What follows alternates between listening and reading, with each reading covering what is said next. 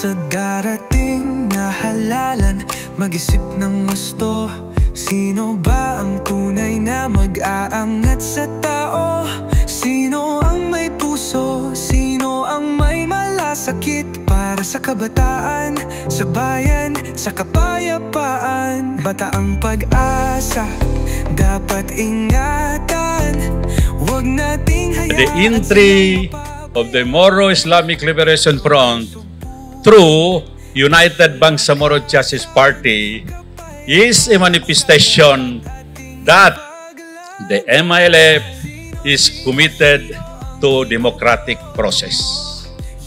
So, we are appealing to the COMELEC in charge o the COMELEC sa eleksyon na ito na sikapin magiging malinis ang eleksyon na ito.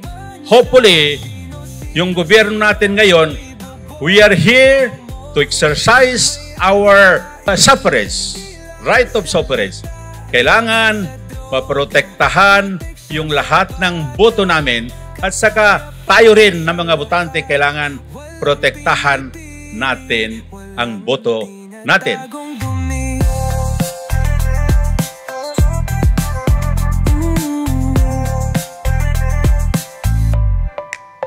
Hindi mahalaga ang kulay o ang yaman. Ang mahalaga ay tunay ang kanyang hangarin. Mapa-Kristiyano, Muslim o kahit sino man, pantay-pantay dapat sa bagong kinabukasan. Sino ang may plano, hindi lang pangarap? Sino ang may tapang, hindi lang palilin lang? Sino ang di kurakot, di taksil sa bayan? Isang kwento ng pagkakaisa, pananagutan at pag-asa para sa bawat isa. Ipagpatuloy natin ang laban. Isabuhay natin ang diwa ng kapayapaan.